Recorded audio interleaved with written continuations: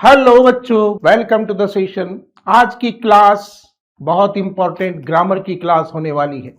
Board के exam देने के लिए जिन 3 वर्ब का यूज अधिकतर बोर्ड एग्जाम में होता है, जिनके बारे में बच्चों को पता भी नहीं होता है कि यार ये कौन सी ग्रामर आ गई, ये कौन सी वर्ब आ गई। एग्जाम में जब एरर रेक्टिफिकेशन पे सेंटेंस आता है तो वहां हमारा होश उड़ जाता है कि पता ही नहीं चलता कौन सी वर्ब है, ये तो पढ़ी नहीं हमने यार ये कौन सी वर्ब आ गई। बस आज उसी कंफ्यूजन को दूर करने के लिए क्लास हम लेकर आए आपके लिए। इस क्लास में 3 इंपॉर्टेंट चीजों पर डिस्कस करेंगे। एक तो क्वेश्चन टैग पर डिस्कस करेंगे, नॉन फाइनाइट वर्ब पर डिस्कस करेंगे, और इसके साथ ही हम एक इंपॉर्टेंट वर्ब है जिसको कोई नहीं पढ़ाता, उसको सिर्फ हम पढ़ाते हैं। जी हां, उस वर्ब का नाम है कॉजेटिव वर्ब। तो आज इस क्लास में हम 3 टॉपिक पर डिस्कस करने वाले हैं: क्वेश्चन टैग, कॉजेटिव वर्ब और नॉन फाइनाइट वर्ब। आ गया समझ में कि वो वर्ब है जिनके मोस्टली सेंटेंस एग्जाम में आते हैं। बोर्ड के एग्जाम में वो कंफ्यूजन आपका दूर करेंगे, और इसलिए आज की क्लास आपके लिए बहुत इंपॉर्टेंट होने वाली है। This class is going to be very important for you for the purpose of board exams. It is very important class for those students who are going to fight the CBSE board exam in this current session. ठीक है, तो start करते इस class को। लेकिन class को start करने से पहले इस वीडियो को लाइक भी कर दे, और कमेंट में बिल्कुल आप लाइक कर दें इसको शानदार तरीके से, ताकि इसका बेनिफिट सबको किया जा सके, सबको हो सके, इसका लाभ मिले, पूरी क्लास सबके लिए बेनिफिशियल हो और आप सबके लिए भी है। और आप इस क्लास को पढ़ने के बाद वर्ब की कोई प्रॉब्लम आपको नहीं रहेगी, क्योंकि टेंस है, पैसिव वॉइस है, कंडीशनल सेंटेंस है, और भी कहीं सारा जो वर्बियल पार्ट है वो आपने पढ़ लिया है। आज ये 3 और वर्बियल पार्ट की हम बात करेंगे। तरीका है, टेंस वही है, लेकिन पूछने का तरीका अलग अलग है, और हम बोर्ड के एग्जाम में कंफ्यूज हो जाते हैं कि यार ये कौन सा आ गया। ठीक है, तो let's start the class. First सबसे पहले पॉइंट चलता है हमारा नॉन फाइनाइट वर्ब की हम बात करेंगे। सबसे पहले we will discuss about the non finite verb. लेकिन there are 2 types of verb, finite verb and non finite verb. Finite verb कैसी वर्ब जो टेंस और सब्जेक्ट के अनुसार बदलती रहती है, जिसको हम डायनेमिक वर्ब भी कहते हैं। आया समझ में? लेकिन आज हम जिस वर्ब को डिस्कस करेंगे उसका नाम है नॉन फाइनाइट वर्ब। ये नॉन फाइनाइट वर्ब जिस पर टेंस का और सब्जेक्ट के नंबर का, यानी कि हमारा सब्जेक्ट हो, जैसे मान लो सिंगुलर सब्जेक्ट है, सिंगुलर सब्जेक्ट होता है, एक प्लूरल सब्जेक्ट होता है, एक वचन बहुवचन, सिंगुलर सब्जेक्ट और प्लूरल सब्जेक्ट और टेंस, इन तीनों चीजों का नॉन फाइनाइट वर्ब पर कोई प्रभाव नहीं पड़ता है।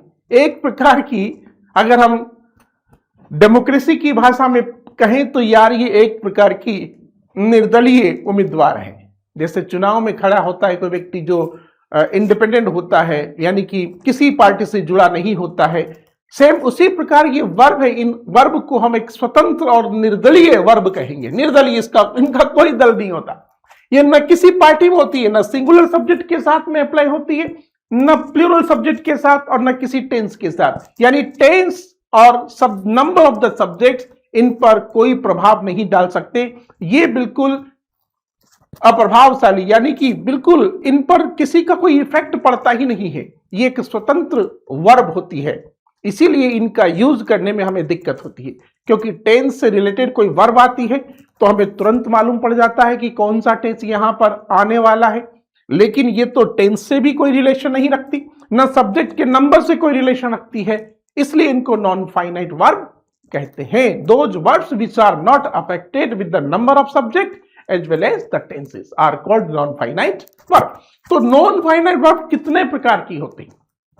How many kinds of non finite verb? Non finite verbs are 3 types: gerund, infinitive and participle. ये 3 प्रकार की वर्ब होती है जिनको हम नॉन फाइनाइट वर्ब कहते हैं।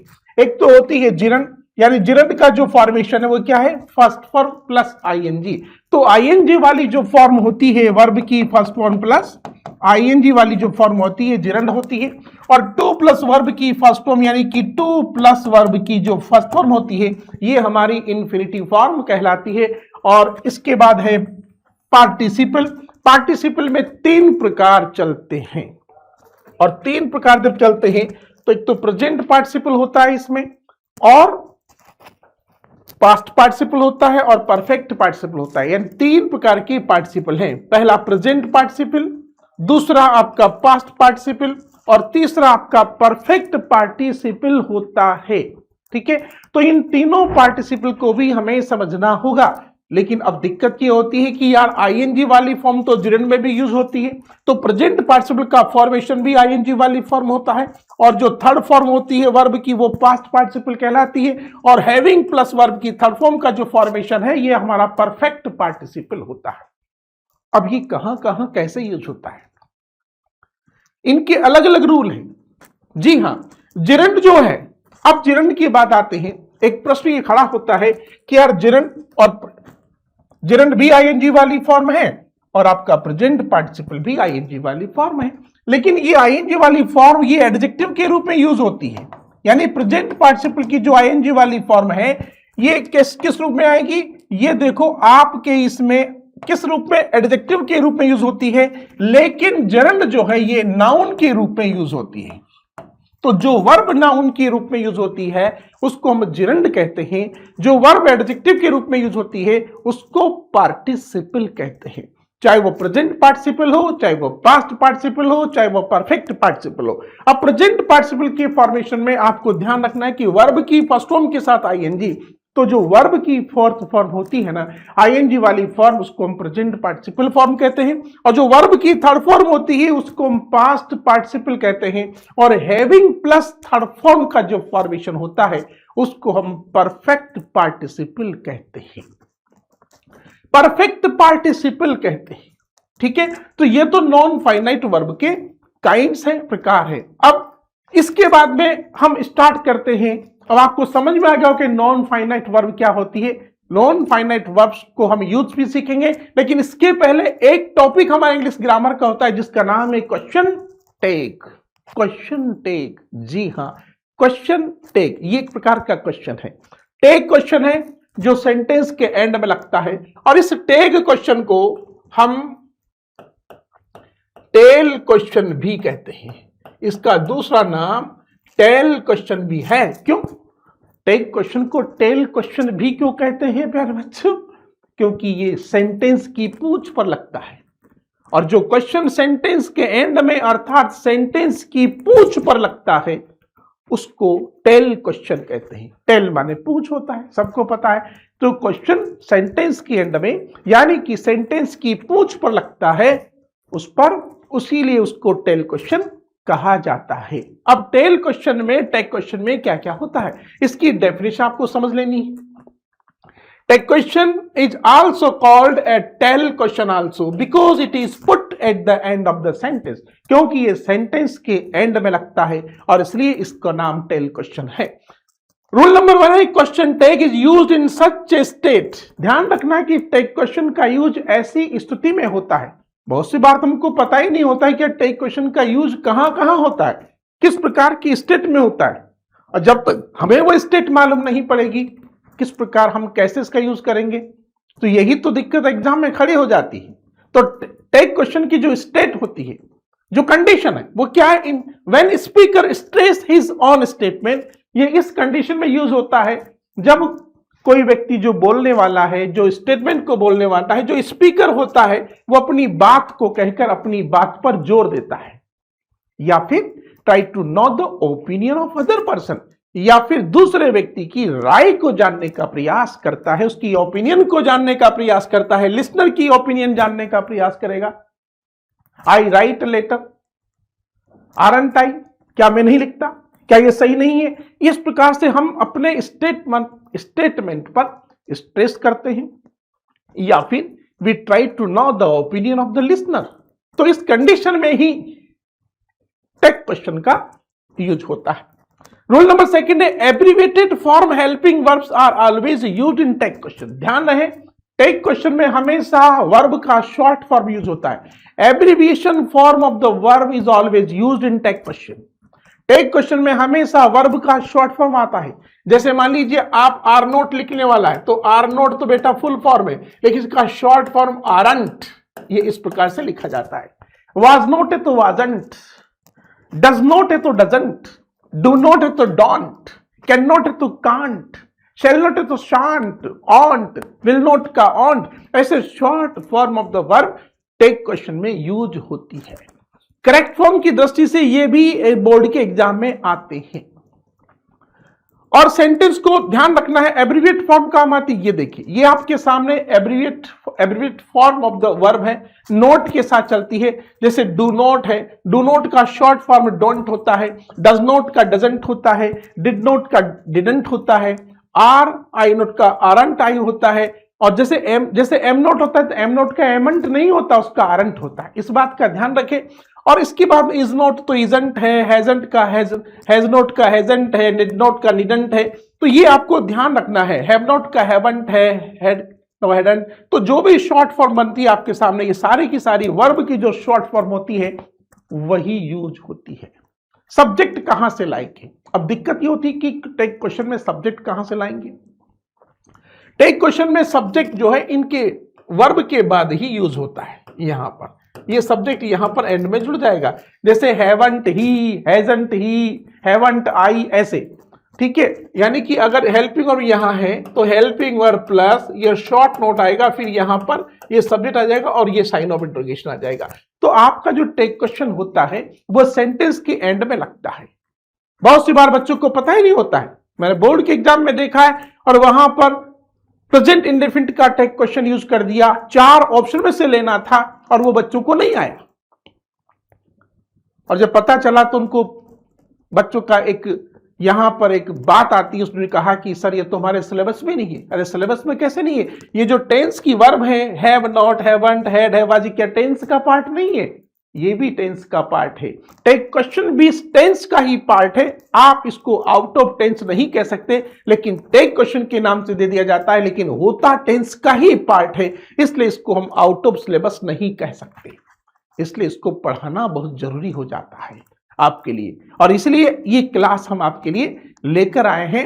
और अब देखो, अब सबसे बड़ी चीज है स्ट्रक्चर ऑफ टेक का। टेक क्वेश्चन का स्ट्रक्चर क्या होता है आप देखना। अब आपको इसके स्ट्रक्चर पर फोकस करना है। अगर आपको इसके स्ट्रक्चर का पता लग जाए ना, तो फिर आपका टेक क्वेश्चन राइट हो जाएगा। जब ट्रिक मालूम पड़ जाए, जब स्ट्रक्चर मालूम पड़ जाए, जब रास्ता मालूम पड़ जाए, तो मंजिल तक पहुंचा जा सकता है।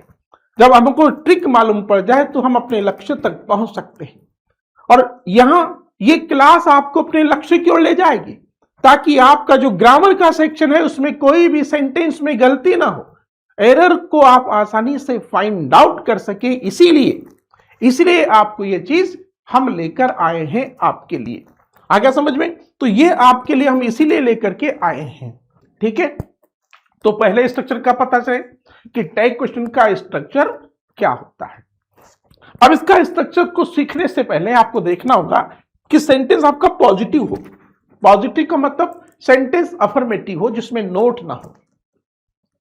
क्योंकि 2 प्रकार के सेंटेंस होते हैं, अफर्मेटिव भी होता है, नेगेटिव भी होता है, और उसमें 2 और जोड़ेंगे, इंट्रोगेटिव प्लस नेगेटिव, तो वो 4 प्रकार के सेंटेंस बनते हैं। लेकिन टेक क्वेश्चन के रूप में हमें यही समझना है कि अगर सेंटेंस आपका पॉजिटिव अफर्मेटिव है तो उसके पास आपका पॉजिटिव टैग है और एक है आपका नेगेटिव टैग। अब यह समझना है कि कहां पॉजिटिव टैग लगता है और कहां नेगेटिव टैग लगता है। यहां हम कह रहे हैं कि अगर आपका सेंटेंस, देखिए, अगर आपका सेंटेंस अफर्मेटिव है, ये अफर्मेटिव है, अगर आपका सेंटेंस अफर्मेटिव है तो इसके पीछे जुड़ने वाला टैग क्वेश्चन आपका नेगेटिव टैग होगा, तो यहां पर नेगेटिव टैग का यूज होगा। लेकिन अगर आपका सेंटेंस नेगेटिव है तो ध्यान देना यहां पर, तो आपका जो पॉजिटिव टैग का यूज होगा यहां पर, तो यहां पर आपका ये पॉजिटिव टैग होगा। ठीक है, यानी कुल मिला के ये कि अफर्मेटिव सेंटेंस के पीछे जो टेक क्वेश्चन आएगा उसमें नॉट आएगा, लेकिन जो नेगेटिव सेंटेंस होगा उसके पीछे आने वाले टेक क्वेश्चन में नॉट नहीं आएगा। तो जिसमें नॉट नहीं आता है वो पॉजिटिव टेक होता है और जिसमें नॉट आ जाता है वो नेगेटिव टेक होता है। तो यानी कि affirmative sentence always takes negative tag and negative sentence always takes positive tag. ध्यान रखना कि अफर्मेटिव सेंटेंस के साथ में नेगेटिव टेक जुड़ता है और नेगेटिव सेंटेंस के साथ पॉजिटिव टेक जुड़ता है, यह ध्यान रखना है। अब सीधा सेंटेंस में इसको समझते हैं। Noun is not used tag question, ध्यान रखना, यह भी एक बड़ी गलती बच्चे करते हैं।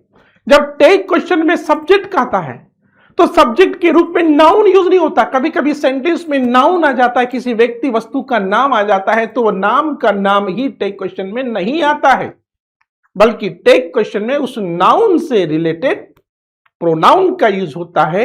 यह बड़ी गलती न करें आप। अगर नाउन को सीधा सीधा नाउन को उठाकर एज इट इज लिख दिया आपने तो आपके नंबर कट जाएंगे। नंबर कटेंगे नहीं बल्कि पूरा ही क्रॉस कर दिया जाता है और 0 नंबर आता है। इसलिए नाउन के स्थान पर प्रोनाउन आता है, उससे रिलेटेड प्रोनाउन आता है जो नाउन है। अगर लड़के का राम का नाम है तो वहां ही आएगा, सोहन है तो ही आएगा, सीमा है तो शी आएगा, किसी निर्जीव वस्तु जानवर का नाम है तो इट का यूज होगा। उससे रिलेटेड नाउन से रिलेटेड प्रोनाउन ही टेक क्वेश्चन में सब्जेक्ट के स्थान पर आता है। इस बात को ध्यान रखना है आपको। हेल्पिंग वर्ब अगर आती है, if helping verb is not given in the sentence then helping verb is decided according to the main verb. कभी कभी क्या होता है कि सेंटेंस के अंदर हेल्पिंग वर्ब दी गई हो तो वही हेल्पिंग काम में आती है, लेकिन सेंटेंस के अंदर कभी कभी हेल्पिंग वर्ब नहीं दी जाती है तो मेन वर्ब को देख करके आपको हेल्पिंग वर्ब डिसाइड करनी पड़ती है ना मैटर टेंस का। ये एक बड़ी चीज है, बहुत बड़ी चीज है ये। हेल्पिंग वर्ब नहीं है तो क्या करेंगे?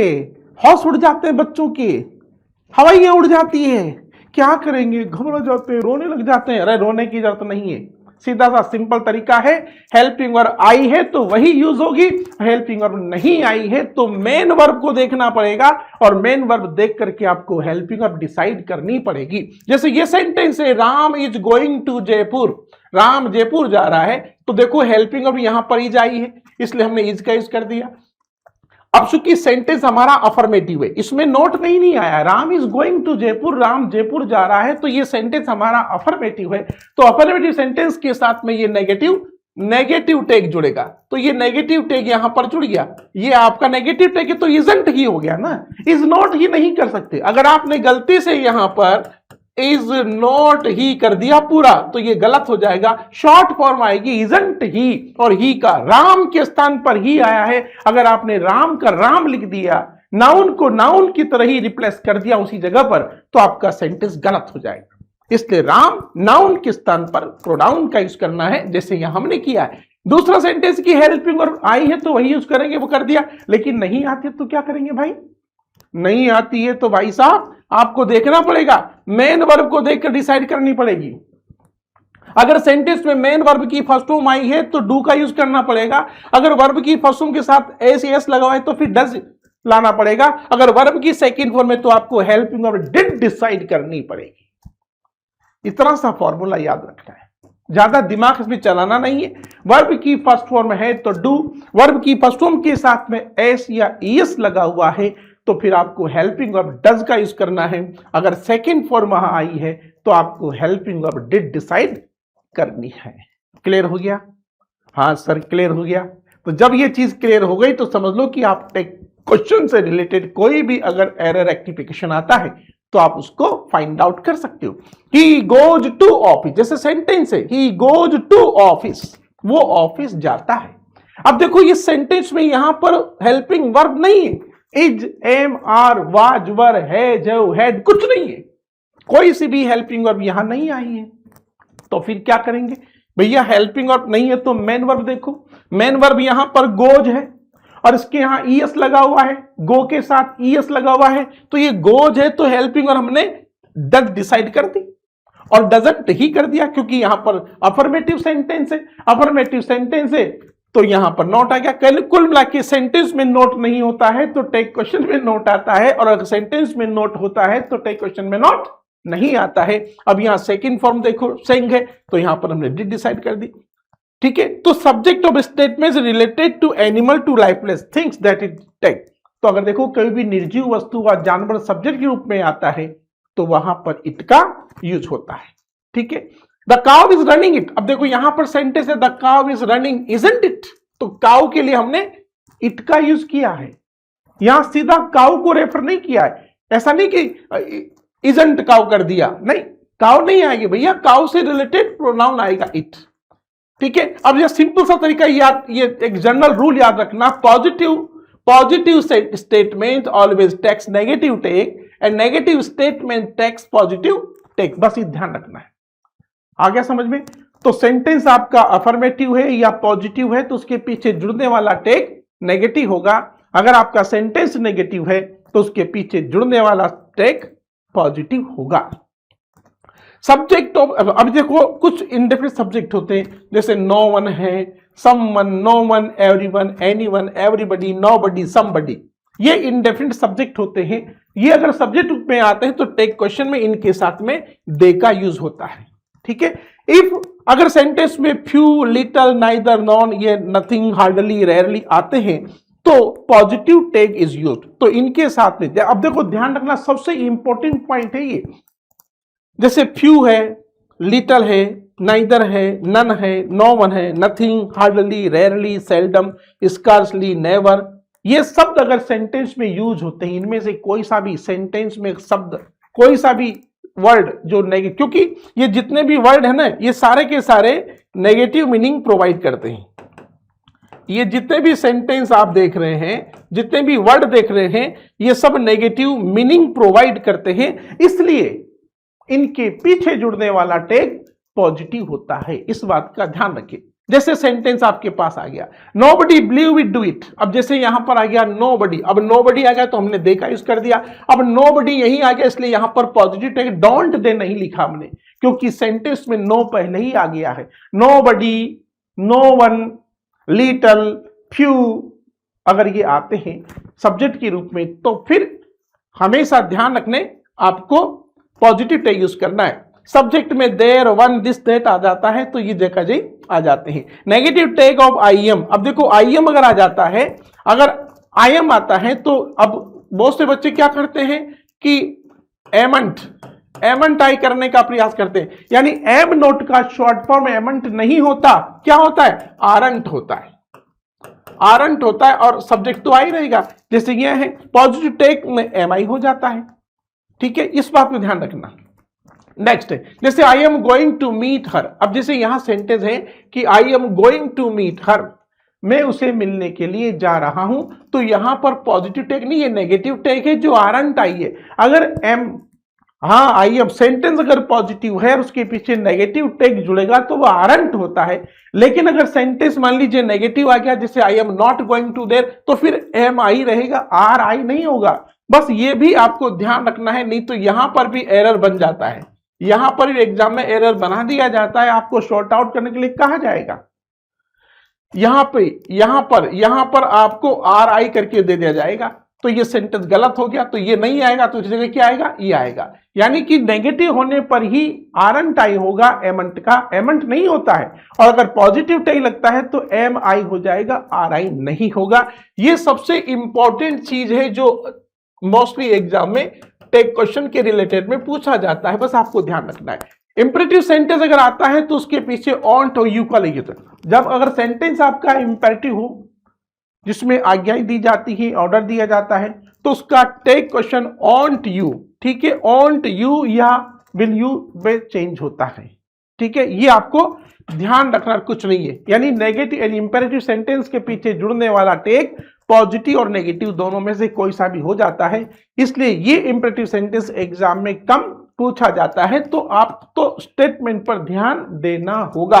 ठीक है, open the gate will you, या कोई ऑन्ट यू भी लिख सकता है। तो negative imperative sentence always takes positive tag will you and don't pluck the flowers will you, ये ध्यान रखना है। अगर मान लीजिए सेंटेंस इंपेरेटिव नेगेटिव है तो उसके पीछे जुड़ने वाला टेक पॉजिटिव होता है। ठीक है, ये आपको ध्यान रखना है। इसके बाद में अगर मान लीजिए कोई इंपेरेटिव सेंटेंस लेट अस से शुरू हो, लेट अस, लेट अस या लेट अस, एक ही बात है।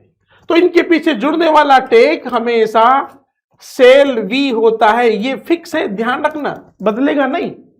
यहां पर कोई विल भी कर देता है तो गलत हो जाएगा। सेंटेंस अगर इंपेरेटिव लेटस से शुरू है तो उसके पीछे जुड़ने वाला टेग सेल वी होगा। जी हां, सेल वी होगा। अटपटा सा नहीं है, कंफ्यूजन वाली चीज नहीं है, क्लियर करने वाली चीज, दिमाग में फिट करने वाली चीज है कि लेटस से अगर इंपेरेटिव शुरू होता है तो सेल वी प्रीपोजिशन जुड़ेगा, लेकिन और दूसरे इंपेरेटिव है उनके पीछे ऑन्ट यू का ही यूज होगा। जैसे अब सेंटेंस समझोगे, जैसे निशा डांसेस वेरी वेल, अब यहां पर ब्लैंक दे दिया गया। अब देखो इसमें से आपको राइट ऑप्शन लेना है। Right option, you are to select the right option. Nisha dances very well, Nisha अच्छे प्रकार से डांस करती है, ठीक से डांस करती है, नृत्य करती है, नाचती है। तो यहां देखो सब्जेक्ट के रूप में निशा का यूज हुआ है जो कि नाउन है। अब डांसेस यहां पर वर्ब की फर्स्ट फॉर्म है जिसमें एस लगा हुआ है, इसका मतलब आपको वर्ब लेनी है इसमें से डज वाली। अब देखो डज वर्ब सेकंड ऑप्शन में भी है और फर्स्ट ऑप्शन में भी है। तो जैसे फोर्थ ऑप्शन को तो और थर्ड ऑप्शन को तो आपने रिजेक्ट कर दिया क्योंकि तो आर और यहां इसकी बात होगी तो आना ही नहीं है। अब हम फर्स्ट और सेकंड पे ही कंफ्यूज हैं। अब देखना यही कि आपका जो स्टेटमेंट है, पूरा का पूरा जो सेंटेंस है, क्या इसमें नोट आया है? नहीं है तो इसका मतलब ये सेंटेंस आपका पॉजिटिव स्टेटमेंट है। ये कौन सा स्टेटमेंट है? ये आपका पॉजिटिव स्टेटमेंट है। ये पॉजिटिव स्टेटमेंट है। आ गया समझ में? तो पॉजिटिव स्टेटमेंट के साथ हमेशा नेगेटिव टैग लगता है, तो आपका फर्स्ट ऑप्शन राइट होगा डजंट शी। निशा के लिए हमें शी का यूज करना पड़ेगा, इसलिए आपका ये फर्स्ट ऑप्शन राइट होगा। इसी बात का एक नंबर है। लाई एक नंबर हो गया, पक्का नंबर। अब ये मैटर टेंस से जुड़ा हुआ है या नहीं? अब आप सोचेंगे, अपने आप से पूछो कि यार टेंस का नहीं है क्या? नाम टेक क्वेश्चन लेकिन टेंस ही फिलअप करवाया जा रहा है, इसलिए ये आउट ऑफ सिलेबस नहीं है, रिलेटेड टू टेंसेस वाला ही है, इसलिए सेंटेंस एग्जाम में आते हैं। सीबीएसई बोर्ड बहुत बड़ी चीज है, वो कभी भी कोई चीज ऐसा नहीं देता एग्जाम में जो कि आउट ऑफ सिलेबस हो, टेंस से जुड़ा हुआ है। टेक क्वेश्चन के नाम से नहीं है, लेकिन टेंस में पढ़ाना तो चाहिए, इसलिए ये पढ़ाने वाले को डिसाइड करना पड़ता है कि यार इसको पढ़ाना है या नहीं पढ़ाना है, और इस चीज को करते हैं डिसाइड, हम डिसाइड करते हैं। आया समझ में? इसलिए यहां क्या आएगा? First, I am senior to you. अब दूसरा सेंटेंस है I am senior to you, ये सेंटेंस भी पॉजिटिव स्टेटमेंट है भाई, लेकिन इसमें तो एम आ गया। ओहो, हेल्पिंग वर्ब आ गई। अब हेल्पिंग वर्ब आ गई तो उसी का यूज करना है, लेकिन यहां ध्यान रखो एम है, उधर आई है, सेंटेंस पॉजिटिव है, नेगेटिव टेक जुड़ेगा तो क्या होगा? आरंट आई, इसका थर्ड ऑप्शन है, मैंने बता दिया आपको। अगर ये आई एम नॉट सीनियर होता तो एम आई हो जाता। अगर यहां पर सेंटेंस पॉजिटिव हो जाता, आई एम नॉट, ये हो जाता I am not senior to you, तो इसका टेक क्वेश्चन क्या बनता बेटा? तो फिर तो एम आई बन जाता, क्योंकि पॉजिटिव टेक लगता। नेगेटिव स्टेटमेंट के साथ में पॉजिटिव टेक लगेगा और पॉजिटिव स्टेटमेंट के साथ में नेगेटिव टेक लगेगा, तो ये पॉजिटिव नेगेटिव में फंस मत जाना, थोड़ा दिमाग रखना, दिमाग का इस्तेमाल करना, दिमाग को खोल कर रखना, स्ट्रेटेजी बनानी पड़ती है। सेंटेंस को समझ के दिमाग चलना चाहिए, जिसका दिमाग नहीं चलता है वो चलता है। किसी भी ऑप्शन को, एमसीक्यूज में ऑप्शन को सिलेक्ट करने के लिए एक स्टूडेंट का दिमाग टू फोल्डेड होना चाहिए। टू फोल्डेड, जी हाँ, टू फोल्डेड का मतलब फर्स्ट फोल्डेड, पढ़ो समझो, आंसर अप्लाई करो। जो आंसर अप्लाई होता है दिमाग का बस सेकंड फोल्ड होता है, वो आप उसको अप्लाई करें। जगा के रखो दिमाग को, खोल के रखो, उसको खोलना पड़ता है कि ना, मनुष्य का दिमाग पैराशूट की तरह होता है, ठीक है, ये काम करता जरूर लेकिन खुलता तब काम करता है, इसलिए खोल के रखो इसको। नेक्स्ट देखो, we are learning English grammar, यहां तो आर आ गया, सेंटेंस पॉजिटिव है इसलिए क्या होगा? आरंट वी हो जाएगा। थर्ड ऑप्शन यहां पर राइट होगा। Fourth question, open the window, ये इंपेरेटिव सेंटेंस आ गया ना, ओपन द विंडो, तो ओपन द विंडो में क्या आएगा बताइए? विल यू, ये रहा विल यू, क्या आएगा? विल यू, या तो ऑन्ट यू या विल यू, यानी इंपेरेटिव सेंटेंस का जो जुड़ेगा क्वेश्चन वो या तो विल यू होगा, फिक्स होता है, या फिर ऑन्ट होगा। या फिर ऑन्ट यू होगा, या तो नेगेटिव या पॉजिटिव दोनों में से कोई सा भी आएगा, लेकिन ऑप्शन में जो आएगा वही आपको लिखना है। या तो ऑन्ट यू होगा तो विल यू नहीं होगा, विल यू होगा तो ऑन्ट यू नहीं होगा। बस इतना सा आपको वहां पर सेलेक्ट करना है, देखना पड़ेगा। इसके बाद में हम बात करते हैं सबसे इंपॉर्टेंट चीज जिसका नाम है कॉजेटिव वर्ब। अब टेक क्वेश्चन से आपको कोई दिक्कत नहीं होगी, आप आसानी से उसको सेलेक्ट कर सकते हो, कोई बड़ी चीज नहीं है, सिंपल सा काम है। अब आता है हमारा कॉजेटिव वर्ब। कॉजेटिव वर्ब को हिंदी में क्या बोलेंगे, ये कौन सी वर्ब होगी जरा जरा भाई साहब। अब आप सोचिए यार वर्ब तो है लेकिन नाम तो कभी सुना ही नहीं। ये कॉजेटिव वर्ब है जो काम कब आती है, इनको हम प्रेरणात्मक क्रियाएं बोलते हैं। प्रेरणात्मक क्रियाएं कहलाती है, ये प्रेरणात्मक क्रियाएं हैं, प्रेरणा दी जाती है, काम करने की प्रेरणा। पॉजिटिव वर्ब का यूज किस सेंस में होता है आपको पता है। पॉजिटिव वर्ब का यूज पहले पॉजिटिव 4 प्रकार की वर्ब होती थी, 4 प्रकार की वर्ब होती है पॉजिटिव पहले, आजकल 3 की रह गई। सिचुएशन के अनुसार ये भी रंग बदल लेती है। हाँ, अब ये पॉजिटिव वर्ब ऐसी है जिन पर टेंस का, सब्जेक्ट का सबका प्रभाव पड़ता है, इनको हम डायनेमिक वर्ब भी कहते हैं। पॉजिटिव वर्ब का यूज बड़ी विशेष परिस्थिति में होता है, स्पेशल कंडीशन में इनका यूज होता है। इसमें क्या सबसे बड़ी चीज क्या होती है, जो सब्जेक्ट होता है ना वो काम ही नहीं करता, वो किसी और से काम करवाता है। यहां पर डूअर सब्जेक्ट नहीं होता, subject is not doer in such kind of the verb. यानी कि जब पॉजिटिव वर्ब का यूज होता है तो सब्जेक्ट डूअर नहीं होता, सब्जेक्ट तो सिर्फ प्रेरणा देने वाला होता है, काम करवाने वाला होता है, किसी को काम करने की प्रेरणा देता है। काम करने वाला दूसरा होता है जिसको हम डूअर कहते हैं, सब्जेक्ट तो सिर्फ प्रेरणा देने वाला होता है। जैसे मैं नौकर से झाड़ू लगवाता हूं। अब जैसे सेंटेंस मैंने बोला कि मैं नौकर से झाड़ू लगवाता हूं, मालिक नौकर से पौधों में सिंचाई करवाता है, मालिक किसान से खेत में काम करवाता है, ठीक है।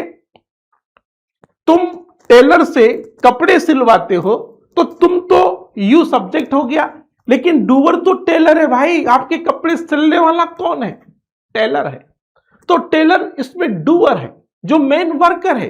तो जब सब्जेक्ट काम करने की प्रेरणा देता है किसी और को, या किसी से काम करवाता है, अपना काम किसी से करवाता है, तो ऐसी स्थिति में पॉजिटिव वर्ब का यूज होता है। आगे समझ में। और यहां एक व्यक्ति किसी दूसरे से काम कितने प्रकार से करवाता है, पहले 4 प्रकार से काम होते थे, साम, दाम, दंड, भेद, 4 तरीके से काम होते थे पहले। प्रेम मोहब्बत से काम करवा लो, या फिर पैसा देकर काम करवा लो, फिर भी नहीं माने तो धमकी देकर काम करवा लो, अगर फिर भी नहीं माने तो भेद बता करके काम करवा लो। आया समझे। लेकिन आजकल भेद गायब हो गया, इसलिए पॉजिटिव वर्ब भी गायब हो गई, वरना पॉजिटिव वर्ब जो है 4 होती थी।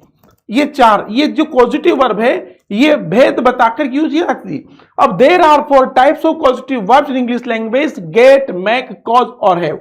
तो आप कॉज को तो गायब कर दें, क्योंकि कॉज तो आजकल कम यूज होती है। तो positive verbs are used in such a condition when subject does not work himself but he inspires to do work other person. सब्जेक्ट स्वयं काम नहीं करता बल्कि वह दूसरे को काम करने की प्रेरणा देता है, और इसीलिए चारों वर्ब का यूज होता है। लेकिन आजकल कॉज गायब है, केवल 3 का ही इंपॉर्टेंट ज्यादा है, राजी बीजी से काम करवाना, धमकी देकर काम करवाना, या पैसा देकर काम करवाना। तो जब पैसा देकर काम करवाया जाता है तो हैव का यूज करते हैं, जब किसी को धमका कर काम किया जाता है, करवाया जाता है, तो मेक का यूज करते हैं, और राजी बूजी प्यार मोहब्बत, प्रेम मोहब्बत से काम करवाया जाता है तो गेट का यूज होता है। और ध्यान रखें पॉजिटिव वर्ब टेंस के अनुसार चेंज होती रहती है, सब्जेक्ट के नंबर के अनुसार बदलेगी, टेंस के अनुसार ये बदलती भी रहती है। अब हमें मूल रूप से इनके स्ट्रक्चर पर ध्यान देना है।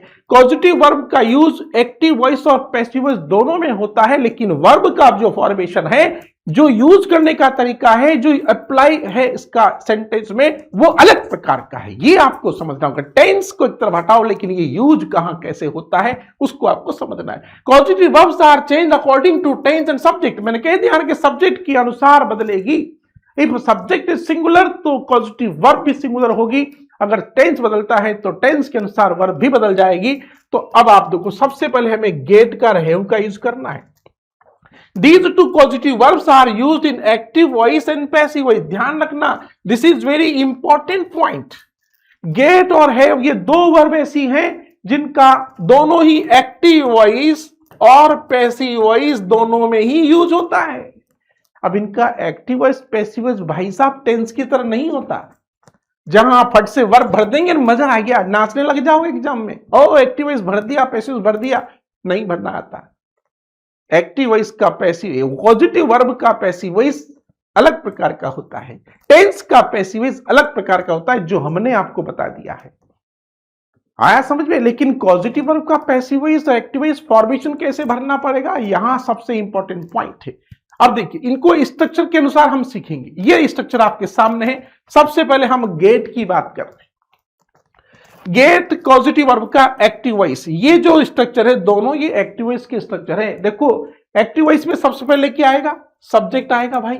अब आपको पता है कि सब्जेक्ट तो इसमें काम करता ही नहीं है। पॉजिटिव वर्ब का यूज जब भी होता है सेंटेंस में ठीक सब्जेक्ट के बाद होता है। पॉजिटिव वर्ब का यूज हमेशा सब्जेक्ट के ठीक बाद होता है, सब्जेक्ट प्लस पॉजिटिव वर्ब। कोई सी भी पॉजिटिव वर्ब हो वो सब्जेक्ट के ठीक बाद आती है। अब ये जो पॉजिटिव वर्ब है ना बेटा, ये टेंस के अनुसार या सब्जेक्ट का नंबर है, सब्जेक्ट के अनुसार है, ये दोनों के अनुसार ये बदलती रहती है, चेंज हो जाती है। अगर सेंटेंस प्रेजेंट इंडेफिनिट में है तो पॉजिटिव वर्ब भी प्रेजेंट इंडेफिनिट में होगी, कंटिन्यूस में है तो कंटिन्यूस में होगी, सब्जेक्ट अगर सिंगुलर है तो पॉजिटिव वर्ब भी सिंगुलर होगी, सब्जेक्ट अगर प्लूरल है तो पॉजिटिव वर्ब भी प्लूरल होगी। तो आपका सब्जेक्ट यहाँ का सब्जेक्ट के ठीक बाद पॉजिटिव वर्ब का यूज होता है।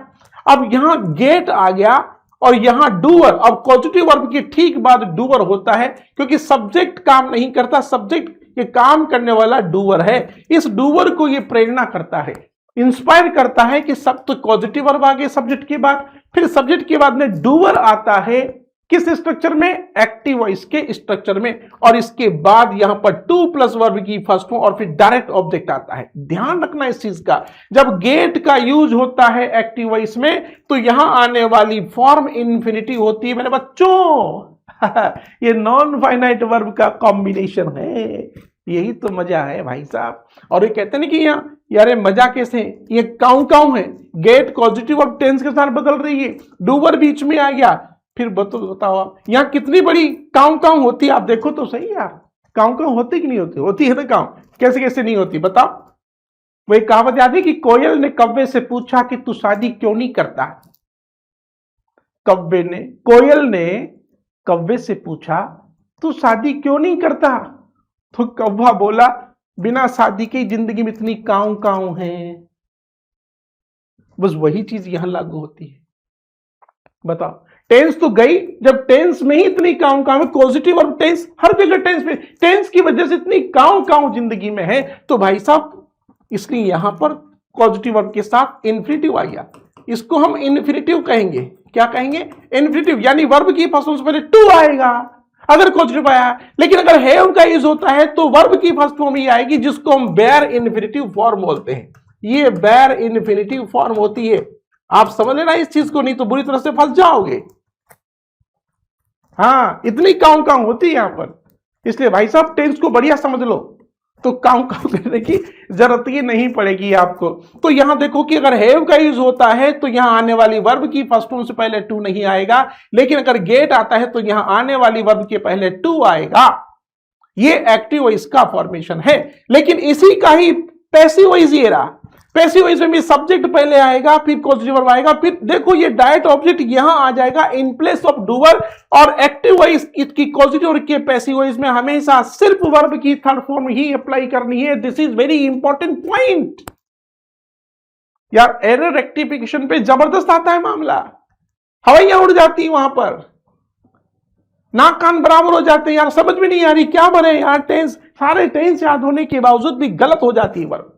क्यों? क्योंकि एक्टिव, क्योंकि पॉजिटिव वर्ब के पैसिव वॉइस में सिर्फ वर्ब की थर्ड फॉर्म आती है, हेल्पिंग वर्ब नहीं आती। यही आपको फंसा दिया जाता है सेंटेंस में। देखो अब एक्टिव समझो, आई गोट मोहन, क्या लिखा है? I got Mohan to write a letter. जैसे सेंटेंस है कि मैं मोहन से पत्र लिखवाता हूं, मोहन से पत्र लिखता हूं। आई गोट ये पॉजिटिव वर्ब है, ये मोहन डूअर है। पत्र मैं किससे लिखवाता हूं? मोहन से। टू राइट, यहां गेट का यूज हुआ है इसलिए यहां टू राइट है, यहां हेड का यूज हो गया है इसलिए यहां सिर्फ डिग है। Sanjay had a man dig A ditch. Sanjay ने, यानी कि संजय ने एक आदमी से गड्ढा खुदवाया, तो डिग आया, टू डिग नहीं हुआ, क्योंकि यहां पर हैव पॉजिटिव आया है। हैव का पास्ट टेंस हैड होता है, यहां पास्ट टेंस में ये भी गेट का गोट हो गया। तो मैंने कहा पॉजिटिव वर्ब टेंस के अनुसार चेंज होती है, सब्जेक्ट की नंबर के अनुसार बदलती है। मैंने मोहन से पत्र लिखवाया। अब जैसे यहां पर मैंने क्या कहा था? आई गॉट मोहन, ठीक है, लेटर। ये देखो, अब यहां आपको 4 ऑप्शन दिए जाएंगे मेरे बच्चों। क्या दिया जाएगा? एक तो राइट दिया जाएगा, एक आपको यहां पर राइट दे दिया जाएगा, एक आपको यहां पर टू राइट दिया जाएगा, और यहां डी ऑप्शन में आपको यहां पर रोट दिया जाएगा, रॉट सेकंड फॉर्म। आप कंफ्यूजन में फंसे रहेंगे, लेकिन अगर आपको नॉलेज हो पॉजिटिव वर्ब का तो you can select right option. है ना मजेदार चीज? कोई नहीं पढ़ाता, किसी भी जगह कहीं भी चले जाओ आप, कोई भी वीडियो नहीं मिलेगी आपको 10th स्टैंडर्ड के फॉल्ट पर, 10th क्लास के लेवल पर ये वीडियो नहीं मिलेगी बच्चों। आज फिर कह रहा हूं यार, गारंटी आपको यार, समझो इस चीज को। अब यहां आप क्या समझेंगे? यहां बहुत से बच्चे समझेंगे यहां गोट आ गया भाई साहब, सेकंड फॉर्म आ गई, तो सीक्वेंस ऑफ द टेंस में हम आपको पढ़ाते हैं कि अगर शुरू में पास्ट इंडेफिनिट है तो बाद में भी पास्ट इंडेफिनिट आएगा, तो हम पास्ट इंडेफिनिट रोट लेने का प्रयास करेंगे। सेकंड फॉर्म रोट आएगा और मजे करेंगे, बाजे बजाएंगे, अपने गाल बजाते फिरेंगे एग्जाम के बाद, ओ रोट राइट है, लेकिन गलत हो गया। फिर बच्चे का दिमाग दौड़ेगा, यार सब्जेक्ट तो आई है, सिंगुलर नहीं है, ये तो प्लूरल है, प्लूरल का रूल फॉलो होता है। आई के साथ तो सर ने बताया था ना कि आई के साथ तो वर्ब में एसएस नहीं लगता है, तो फिर बहुत से बच्चे राइट लेने का प्रयास करेंगे। राइट आ गया, फिर गाल बजाएंगे, मजा आ गया, राइट कर दिया मैंने, खुश हो गया, टेंस के अनुसार राइट चल रहा है मामला। फिर सोचेंगे बहुत सी बार, कुछ लोग सोचेंगे यार तो आई तो अलग है, लेकिन मोहन आ गया बीच में, मोहन आ गया, थर्ड पर्सन सिंगुलर है।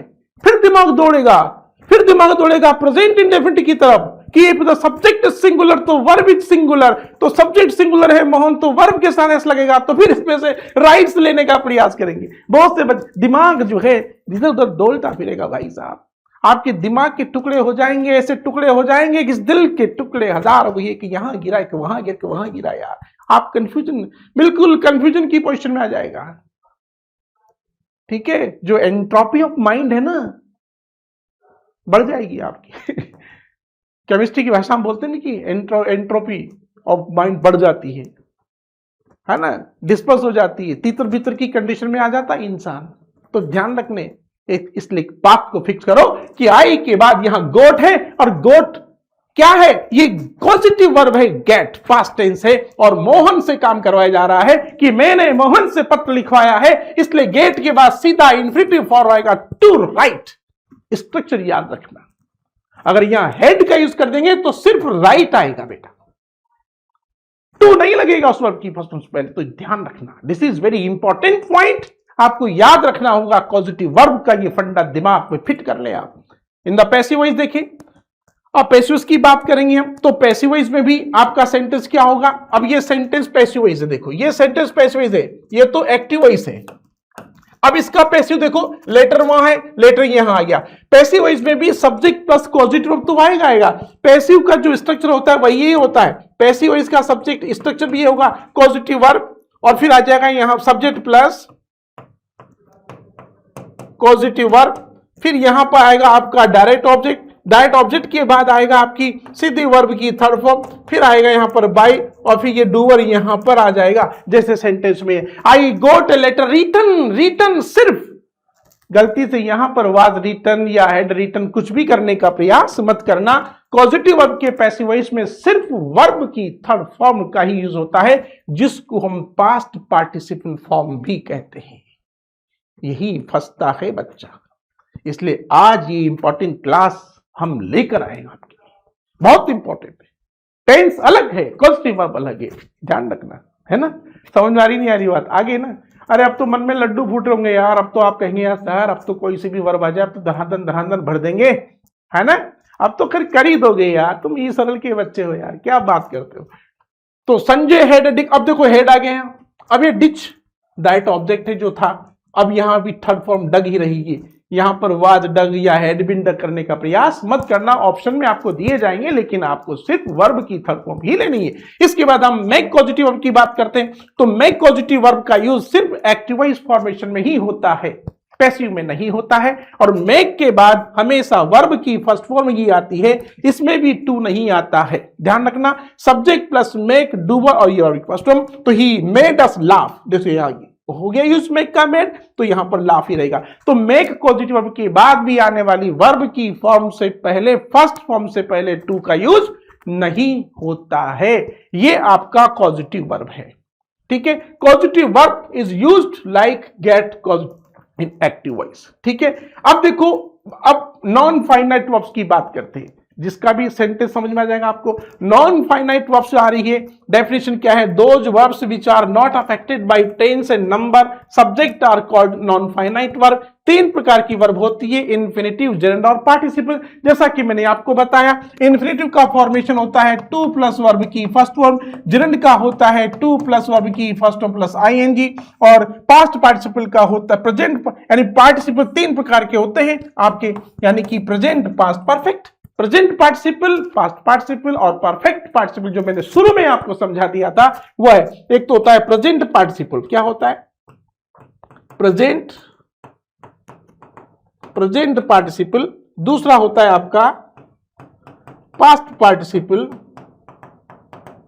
ठीक है, और तीसरा होता है आपका परफेक्ट पार्टिसिपल, ठीक है। तो ये अब प्रेजेंट पार्टिसिपल में V1 प्लस आईएनजी वाली फॉर्म, वर्ब की थर्ड फॉर्म पास्ट पार्टिसिपल होती है, और यहां पर हैविंग प्लस V3 ये परफेक्ट पार्टिसिपल होता है। आपको समझ लेना है, वर्ब की मिस्टेक नहीं करनी है, मैंने स्ट्रक्चर आपको लिख दिया है। सैर सपाट सीधी सी रोटी आपको परोस दी गई है, थाली में सिर्फ उठाकर खाने का काम है, ठीक है। इतना सब कुछ करने के बावजूद भी ढंग से खाना नहीं खा सकते, तो फिर गलती तुम्हारी होगी मेरे प्यारे बच्चों, और इतना तो दमखम होना ही चाहिए, अपने आप को तो संभालना ही पड़ेगा। याद रखना, इतना सारा समंदर वर्ब का आपके सामने मिलेगा, लेकिन समंदर को पार करना पड़ता है, लहरें तो आती है। आया समझ में? ध्यान रखना इस चीज का, आपको समुद्र की लहरों को पार करना है। बोलते हैं ना, अपनी कश्ती की पतवार अपने हाथों में रखना, समंदर को पार करना है तो लहरों से टकराने का हुनर रखना। आंधियां आए तो आए, पर आशाओं के दीप जलाए रखना, ठीक है। एक दिन सफलता जरूर मिलेगी, लेकिन मन में थोड़ा सा धैर्य बनाए रखना। तो धैर्य अगर बनाए रखोगे तो ये नॉन फाइनाइट वर्ब आपको समझ में आती चली जाएगी। अब ये इन्फिनेटिव का फॉर्मेशन है, बस इसी को ध्यान रखना है, एग्जाम में यही आता है। जैसे मान लीजिए यहां पर टू आ गया ये, अब एग्जाम में गलती देखो, राइट तो वर्ब की फर्स्ट फॉर्म है, लेकिन टू के बाद ये लोग क्या करते हैं एग्जाम में, इस वर्ब की फर्स्ट फॉर्म के साथ में कभी कभी एस जोड़ देंगे, या फिर इसके पीछे आईएनजी जोड़ देंगे, या फिर सेकंड फॉर्म का यूज कर देंगे, या फिर कुछ भी करेंगे। तो ये सब चीजें नहीं होती है, केवल टू प्लस वर्ब की फर्स्ट फॉर्म ही आती है। टू के बाद आने वाली वर्ब की फर्स्ट फॉर्म में न तो एस जुड़ता है, न ईएस जुड़ता है, न आईएनजी जुड़ता है। इस बात का आपको ध्यान रखना है। सिंपल इन्फिनेटिव है, जैसे टू एरर इज मेन, गलती करना मानवीय है। अब यहां erring, to error, he loves to read. अब एग्जाम में क्या करते हैं, ही लव्स, अब देखो यहां सेंटेंस है नहीं है, जैसे he loves to reads novel, ये लिख दिया आपको, ये देखो he loves to reads novel. अब टू के बाद जो रीड आया है उसमें एस लगा दिया ना बेटा, तो गलत हो गया। तो इसका करेक्ट जो क्या होगा वो होगा टू रीड, यानी कि रीड के पीछे एस नहीं लगेगा। इसी प्रकार से he has no choice but to go. अब ये टू गो है, अब मान लीजिए यहां पर उन्होंने गोज कर दिया तो ये गलत हो जाएगा, क्योंकि टू के बाद हमेशा V1 ही आती है, उसके पीछे एस या एस का यूज नहीं होता है, ठीक है। तो ध्यान रखो, आपको जब भी इन्फिनेटिव का यूज करना, तो इन्फिनेटिव का क्वालिफाइंग इन्फिनेटिव के रूप में भी यूज होता है, एडजेक्टिव रूप में आता है। जैसे there is no book to read, qualifying noun है कि कोई बुक वहां पढ़ने के लिए नहीं है। तो पढ़ने के लिए ये जनरल इन्फिनेटिव है जो क्वालिफाइंग कर रहा है, बुक पढ़ने के लिए नहीं है, तो यहां पर ये बुक को क्वालिफाई करता है। तो टू रीड, अब टू रीड देखो टू प्लस वर्ब की फर्स्ट फॉर्म है, तो टू के बाद आने वाली वर्ब में कभी भी एस नहीं लगता, इस बात का ध्यान रखना। I have no time to waste, देखो this book is good to read, he came to seek my permission, to seek my permission, अब यहां पर सिक्स नहीं होगा, सिक के पीछे एस नहीं लगेगा, बस यही गलती इन्फिनेटिव में होती है। अब जिरंड का देखो आप, there are some verbs which are followed by bare infinitive, कुछ ऐसी वर्ब होती है जिनके पीछे हमेशा वर्ब की फर्स्ट फॉर्म ही आती है। ये सबसे इंपॉर्टेंट रूल है, this is very important rule, important rule है ये, कोई नहीं बताता, समझ लो ध्यान से।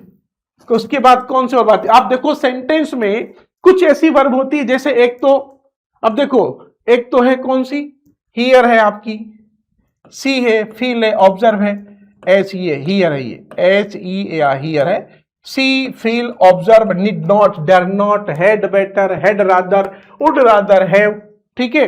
और साथ में एक चीज और दो लो, मॉडल वर्ब, मॉडल वर्ब, ठीक है।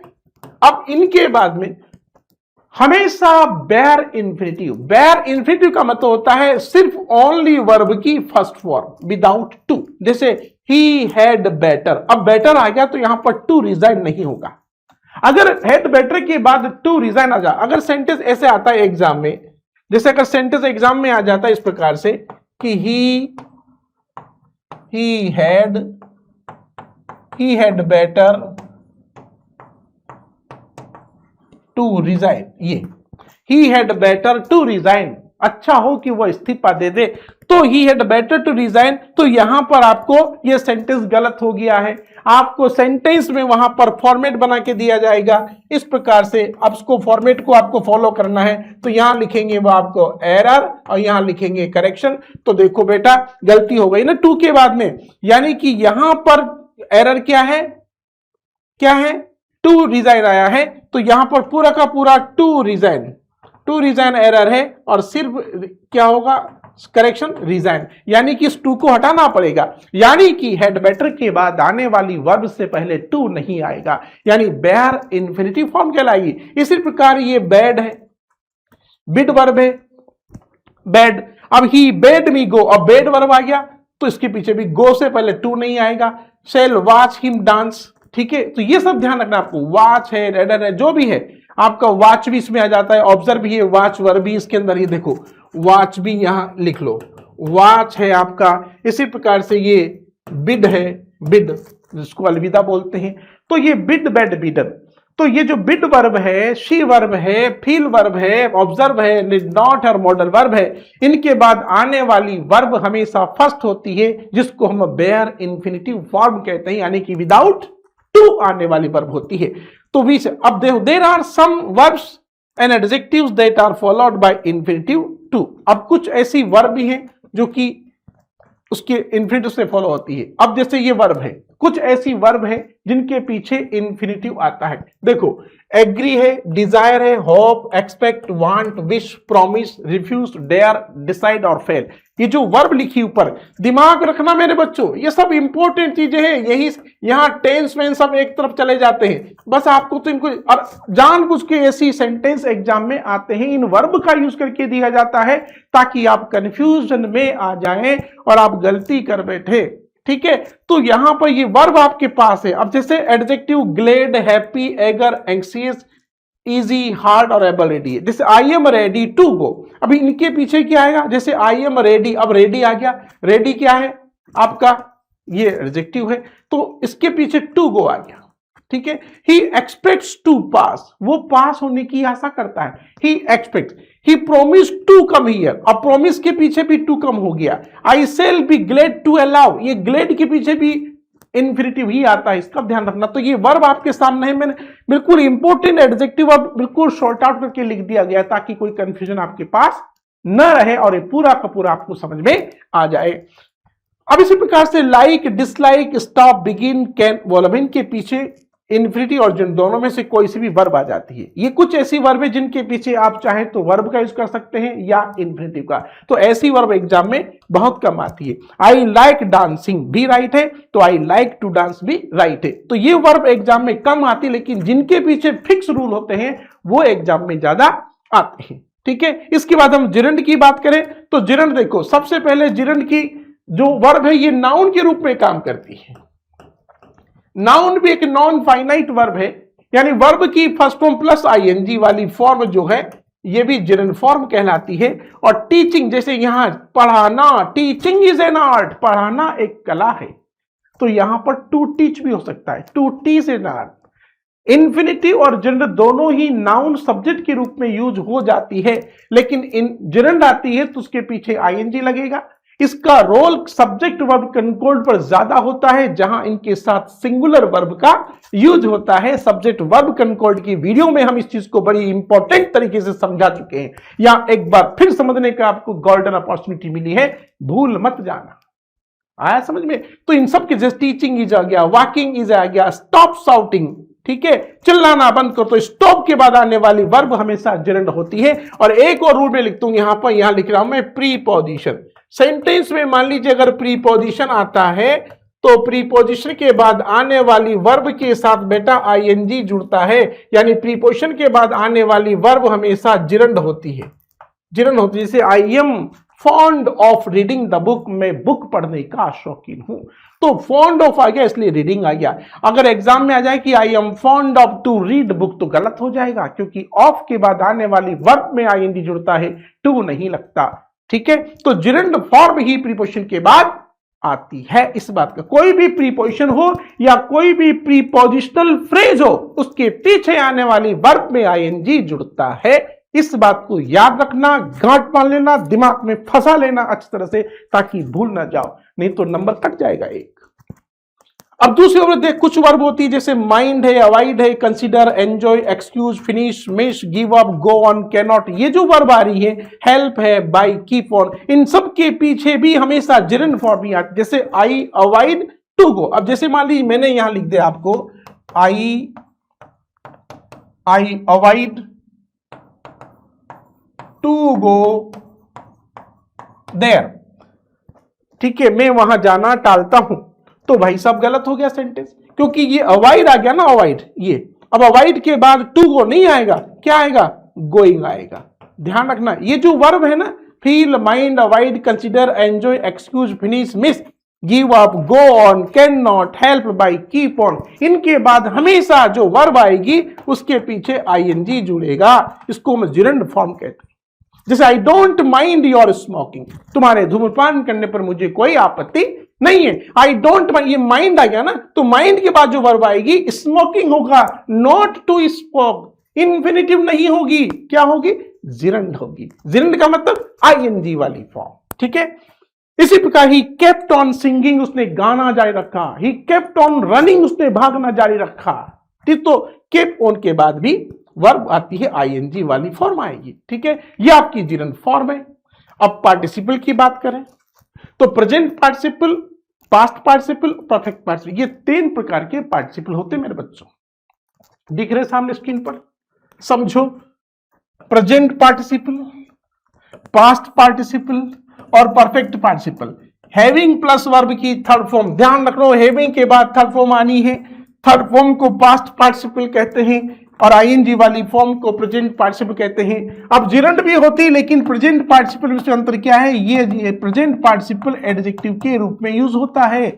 आप देखोगे जो वर्ब एडजेक्टिव के रूप में यूज होती है सेंटेंस में, उसको हम पार्टिसिपल कहते हैं। क्या कहेंगे, पार्टिसिपल कहते हैं। ठीक है, जैसे प्रेजेंट पार्टिसिपल है, वर्ब की फर्स्ट फॉर्म प्लस आईएनजी वाली फॉर्म प्रेजेंट पार्टिसिपल है, रनिंग, डांसिंग, सिंगिंग, क्राइंग, इस प्रकार से। It is an interesting novel, ये एक रुचिकर, इंटरेस्टिंग, रुचिकर, कैसा नॉवल है, ये नॉवल का एडजेक्टिव है, तो इंटरेस्टिंग, यहां इंटरेस्ट कर दिया तो गलत हो जाएगा। ठीक है, तो इंटरेस्टिंग होगा। तो ये एक एडजेक्टिव के रूप में यहां पर यूज हुआ है। किस रूप में? एडजेक्टिव के रूप में। ये जो प्रेजेंट पार्टिसिपल है ये एडजेक्टिव के रूप में यूज हुआ है, तो आईएनजी वाली फॉर्म आपको अप्लाई करनी पड़ेगी। दूसरा सेंटेंस है he jumped from a running train, वो चलती हुई गाड़ी से कूद गया। कैसी ट्रेन से कूदा भाई साहब? चलती हुई ट्रेन से। तो इस प्रकार से it was a tiring journey, ये एक थकावट करने वाली यात्रा थी, तो ये एडजेक्टिव के रूप में आ रहा है। यहां भी एडजेक्टिव में चलती ट्रेन में से कूद गया, ये ट्रेन का एडजेक्टिव है। जैसे आप कोई सा भी सेंटेंस लिखे एग्जाम में, जैसे सेंटेंस आ जाए यहां पर मैं लिख दूं आई सा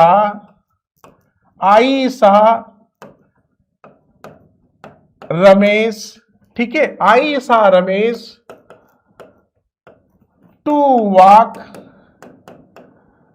इन दी गार्डन, ठीक है। और यहां पर आपको ये कहा जा रहा है कि इसमें फाइंड आउट करें क्या गलती हो गई। तो यहां तो हम लिख रहे हैं एरर, ठीक है, यहां लिखेंगे हम करेक्शन, ठीक है। अब आपको गलती ढूंढनी है साहब। I saw Ramesh to walk in the garden, मैंने रमेश को देखा। अब रमेश का एडजेक्टिव है टू वॉक, तो भाई साहब टू वॉक तो इन्फिनिटिव है, इन्फिनिटिव कभी एडजेक्टिव रूप में आता ही नहीं है, ठीक है। तो यहां पर जो गलती हो गई है वो क्या है कि यहां प्रेजेंट पार्टिसिपल आना चाहिए, तो टू वॉक तो यहां पर मिस्टेक हो गया भाई, एरर है। तो इसकी जगह करेक्शन क्या होगा? वॉकिंग। तो इसकी जगह करेक्शन वॉकिंग होगा। आई saw Ramesh walking in the garden, मैंने रमेश को बगीचे में घूमते हुए देखा। हिंदी अर्थ करना, हुआ, हुई, हुए की आवाज आती है तो समझो कि प्रेजेंट पार्टिसिपल यूज होगा।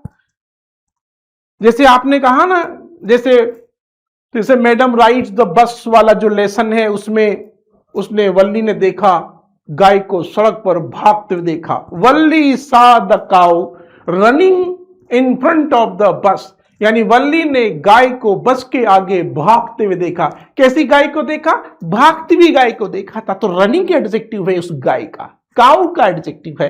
तो हुआ, हुई, हुए के सेंस में जब सेंटेंस में मीनिंग निकलता है तो समझ लेना कि वहां प्रेजेंट पार्टिसिपल आएगा। इसी प्रकार का पास्ट पार्टिसिपल का रोल होता है।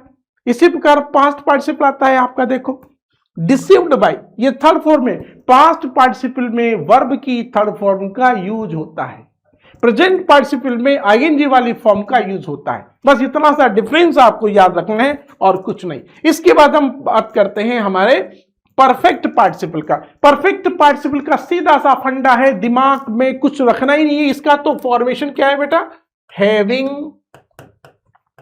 Having plus V3। बस ध्यान रखना, अगर हैविंग है तो उसके बाद थर्ड फॉर्म आएगा। यह सीधा करेक्ट फॉर्म फिलअप करने के लिए भी आ जाता है और इसके बाद वर्ब की गलती भी कर दी जाती है। जैसे यहां आ जाएगा द सर्वेंट स्वेप्ट, अब यहां आ जाए the room he went away, तो हैविंग स्वेप्ट द रूम। और जैसे एग्जाम में सेंटेंस आ जाता है, कैसे आएगा सेंटेंस एग्जाम में? जैसे यहां आ जाए सेंटेंस एग्जाम में having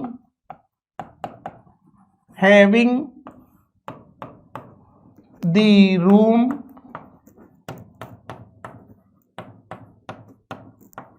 the servant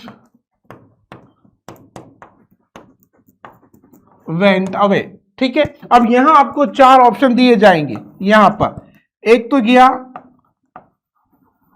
SVEEP, B option में है स्वेप्ट, सी ऑप्शन में स्वीपिंग और डी ऑप्शन में हैड स्वेप्ट। अब आपको यहां पर वर्ब को फिलअप करना है, करेक्ट फॉर्म को। तो यह भी सेंटेंस परफेक्ट पार्टिसिपल से रिलेटेड है। तो करेक्ट फॉर्म की दृष्टि से हैविंग यानी कि परफेक्ट पार्टिसिपल बहुत इंपॉर्टेंट है। तो आप देखो कि यहां हैविंग आ गया है, तो हैविंग के बाद हमेशा क्या आना है बेटा? हैविंग के बाद हमेशा वर्ब की थर्ड फॉर्म ही आती है। तो यहां पर आपको सीधा थर्ड फॉर्म लेना है। अब गलती से आपने हैड स्वेप्ट ले लिया तो गलत हो जाएगा। पास्ट परफेक्ट में ऑप्शन ऐसे दिए जाएंगे जहां आप कंफ्यूज हो जाएंगे। अब आपको तो ध्यान रखना है कि हैविंग आया है तो हैविंग के बाद सीधा थर्ड फॉर्म आएगा वेप्ट। तो having swept the room the servant went away, room में झाड़ू लगाकर नौकर चला गया। परफेक्ट पार्टिसिपल का यूज तब होता है जब एक व्यक्ति दो काम करता हो, और दोनों कार्यों के बीच एक नेचुरल गैप हो तो जो पहला कार्य है उसकी वर्ब को परफेक्ट पार्टिसिपल में लिखते हैं और दूसरा सेंटेंस एज इट इज लिख दिया जाता है। तो हैविंग स्वेप्ट द रूम, कमरे में झाड़ू लगाकर नौकर चला गया। इस बात में आपको ध्यान रखना है, आपको पूरा का पूरा ध्यान रखना पड़ेगा। तो ये हैविंग प्लस थर्ड फॉर्म आप याद रखें, याद रह जाएगा। तो बस इतना सा रोल है इसका, कुछ नहीं है, बस आपको तो हैविंग के प्लस थर्ड फॉर्म यूज करना है। हैविंग यूज होकर आएगा एग्जाम में, ब्लैंक होगा उसमें थर्ड फॉर्म यूज करनी है। अगर मान लीजिए यही सेंटेंस एक्टिव वॉइस की जगह पैसिव वॉइस में आ जाएगा तो हैविंग प्लस बीन आएगा। तो आप देखो कि परफेक्ट पार्टिसिपल का पैसिव फॉर्मेशन क्या है, ये पैसिव फॉर्मेशन है, having plus been plus verb की थर्ड फॉर्म। अगर पैसिव फॉर्म में आएगा तभी थर्ड फॉर्म तो आनी है, चाहे वो एक्टिव वॉइस फॉर्म में हो या पैसिव वॉइस फॉर्म में हो, परफेक्ट पार्टिसिपल में थर्ड फॉर्म तो आती है। अंतर यह है कि वहां हैविंग प्लस थर्ड फॉर्म होती है। अगर मान लीजिए केवल हैविंग प्लस थर्ड फॉर्म आता है, अगर हैविंग प्लस थर्ड फॉर्म आ रहा है तो ये बेटा एक्टिव वॉइस है, लेकिन having been plus third form है तो ये पैसिव वॉइस है। जैसे सेंटेंस है यहां पर, having been failed thrice she did not try again, 3 बार फेल होने के पर उसने कोई प्रयास नहीं किया। तो आपको हैविंग आ गया, लेकिन थर्ड फॉर्म में थर्ड फॉर्म तो ये तो ठीक है कि V3 आना है। पैसिव फॉर्म हो चाहे एक्टिव वॉइस हो, परफेक्ट पार्टिसिपल में थर्ड फॉर्म का आना ही आना है। इस प्रकार से ये वर्ब यहां आपकी पूरी होती है। आगे समझ में? तो इस प्रकार से टेक क्वेश्चन, पॉजिटिव वर्ब और नॉन फाइनाइट वर्ब से रिलेटेड ये चीज यहां पर हमारी क्लास एंड होती है। मैं आशा करता हूं, I hope that you will try your best. आप अच्छा प्रयास करेंगे और आपका correct formation of the verb अब बिल्कुल भी गलत नहीं होगा। अगर आपने ध्यान से इस क्लास को पढ़कर, इस वीडियो को देखकर अगर आपने दिमाग को चलाया तो सारा एरर फाइंड आउट आप कर सकते हैं। ठीक है, इसी के साथ हम एंड करते हैं class. Thank you very much. All the best. Do your best and be happy.